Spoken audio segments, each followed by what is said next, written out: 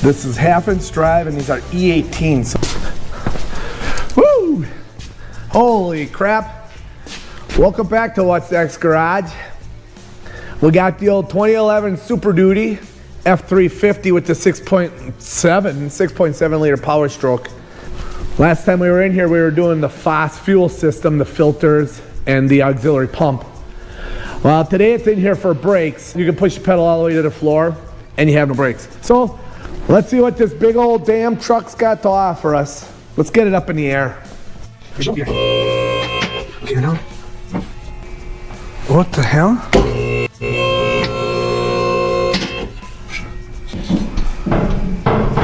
Whew. These are rocky.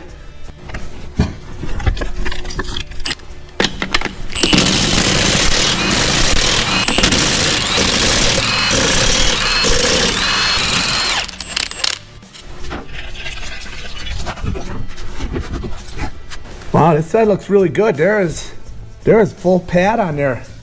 So you can see in there we got good pad. That's better than 1/4 inch.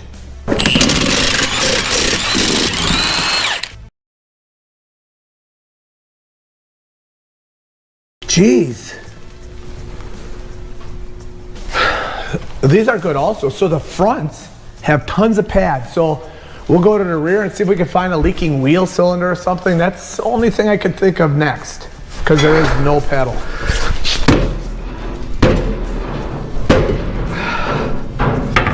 Woo!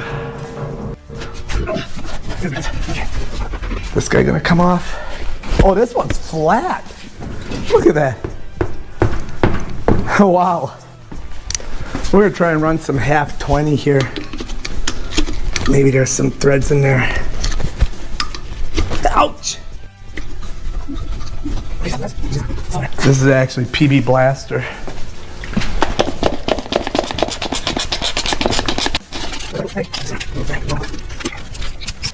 Means we can get a 1/2 inch bolt and press that off. Maybe that's what that means.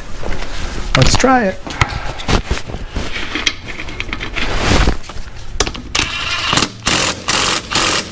Yeah, it's moving.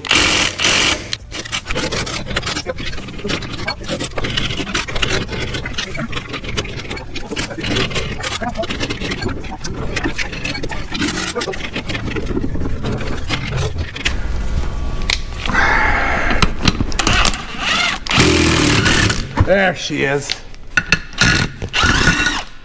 Whoo! Okay, these are junk. All right, the rears are done. The rears, we need rears. Okay, let's get the other side off. Now we know what to do. This one wasn't recording, but I tapped that hole. Okay, oh, another big tire. Okay. Oh yeah, look at that. Well, sir, it appears your problem is right there. You're missing a brake shoe. All right, we're back at the 2011 F350. We're gonna pull this caliper off and see how bad the carrier is. All right, so this should go just fine here. All right.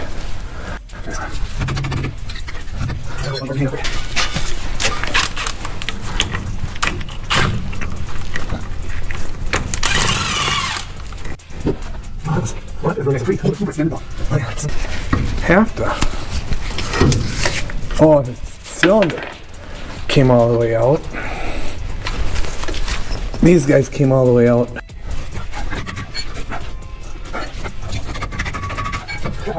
Well, I'm gonna have to pinch that brake line and pull this apart because it's got to come off so we can rebuild it. So if I knew I was gonna go this far, I would have taken this off earlier. At this point, I'm thinking I'm going to make the determination that we get a new caliper. That's the brake caliper is leaking. Let's just take all this off and put this down here. This is not leaking. So this is pretty much what we expected. It's just a hollow kind of solid kind of thing. I just don't know why they wouldn't go back in. My guess is it probably rolled this seal in there. Wouldn't pop over. This rear part would not pop over the seal in the back. Okay, well, there's definitely some brake fluid left in there. Well, let's drive them off of there. I'm going to drive these out. These should come off pretty easy. There's a lip there.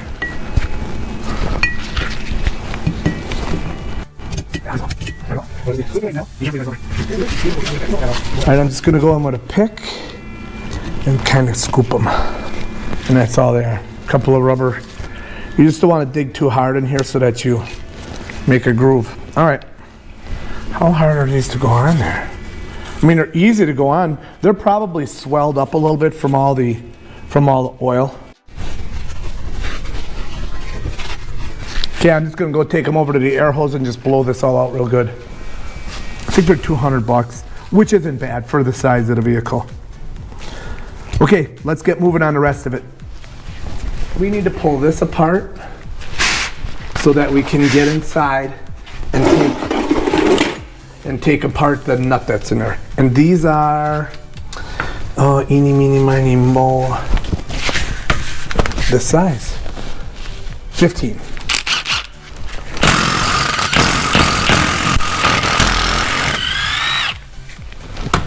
Okay. Oh, there she goes. Okay. We'll let that drain a little bit. But you can see in there now, that's the nut. It looks like somebody was beating on that thing. All right, let's kind of wipe this stuff off.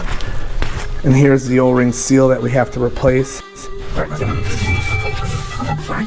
Okay, so as you can see, there's 1, 2, 3, 4 little knobs. So I'm gonna make a socket then that'll go in there and then we can turn it. So I'm just gonna do some dimensioning quick.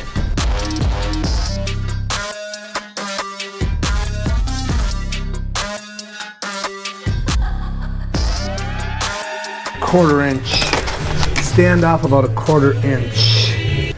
So let's see what we got for stock and we'll machine something up here quick.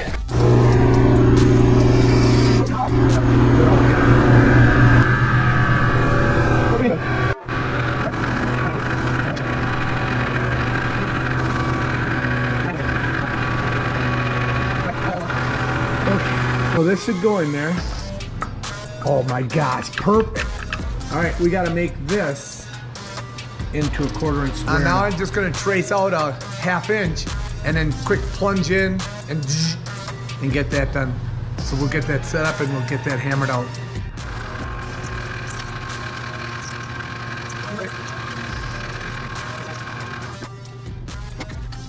So I guess at the end of the day, I could have bought one, but I had the stock from an auction and I'm waiting on parts. So instead of spending the money, I made this.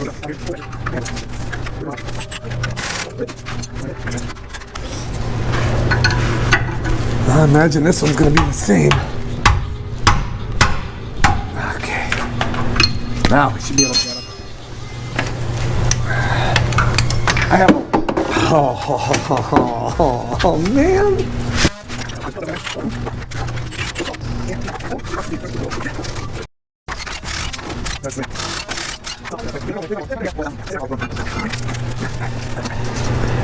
Then we're using a 2 3/4, 4 stud, I guess, for pulling this out of there. Let's get that out of there.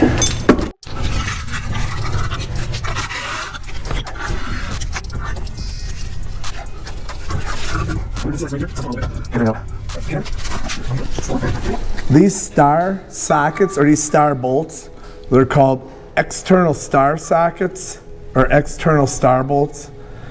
This is 1/2 inch drive and these are E18, so you need to get an E18 external Torx and they go on there good.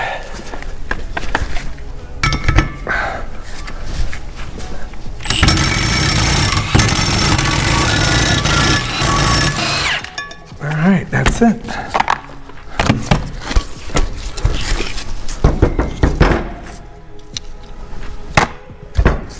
We just gotta split it there.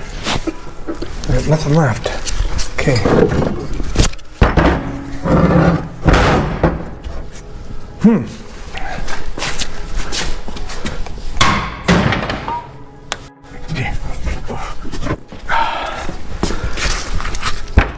Now we're going to take out this seal.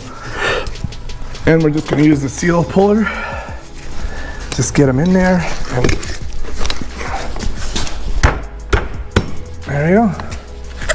Out it comes. Check the bearing. Looking real good. Okay, that looks pretty good in there. We'll clean this up and then we'll get the new seal ready to install. Okay, so what I did is I put some grease in here to hold the spring. So there's a spring that goes around here that kind of gives this lip a little tension. So now we're just gonna put it in and you just drive it all the way in until that lip hits that one.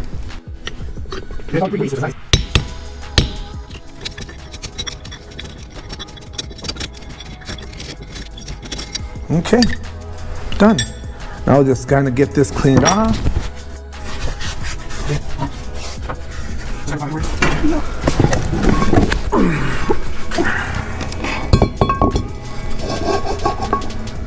All right, got him. A little bit of blue. There's Evan.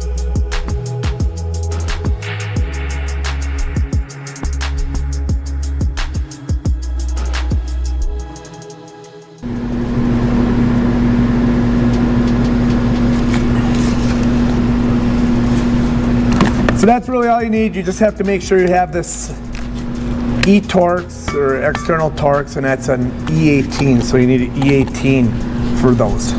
Well, now we're going to take this over, put it on the spindle, and then we'll get the axle shaft and we'll change the O-ring that goes on the end, the one that we took off the 8 bolts on. Put it back in, change the pads, and I have to fix a flat tire and then bleed the brake on the other side, and I think we'll be okay. Let's get this wiped off and get rolling. So now we're just going to slide this on slowly and easily so we don't damage that seal.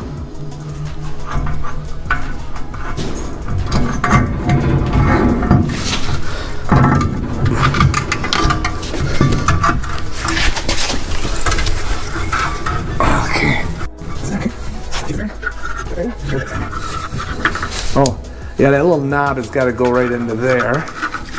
And then this can be turned on. Okay, so we got to put that to 70 foot-pounds.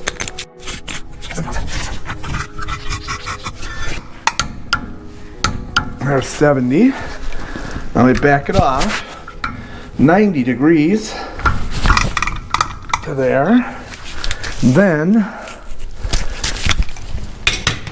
we torque it to 18 foot-pounds. So 18. And that's it. There we go. Done. She spins really nice. That's all there is to it. It goes pretty quick. Now, got our drive shaft. Gonna change this O-ring. Okay. Get a new O-ring down there.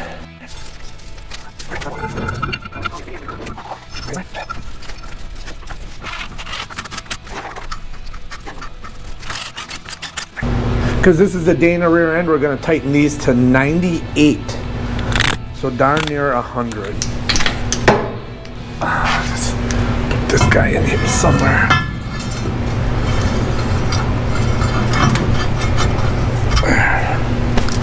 Let's try that. 98.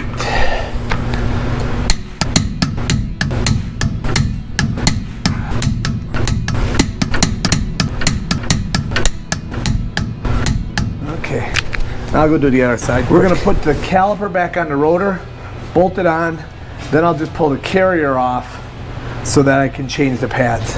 And that part's pretty straightforward, so it'll all be lickety split.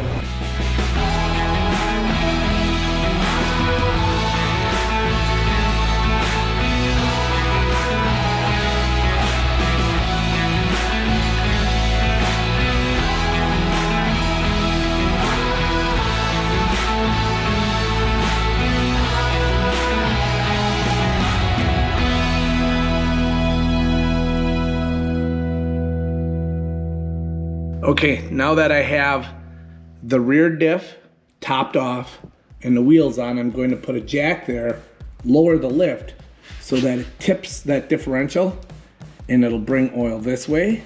And then I'll do the same thing to the other side. And we'll kind of pre-lube the hub because the bearings receive lubrication from the diff oil. And I know when it's swirling around and stuff, it'll get in there, but this will give it a little bit of a head start.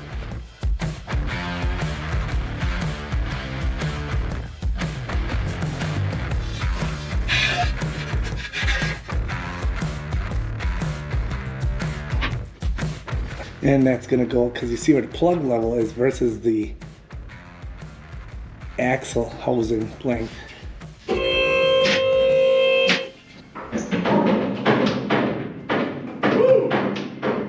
Dude, they're rocking and rolling up there. Oh, we'll just go in and we'll double check this. Ooh, we're gonna add a little. Let's get some to add in there.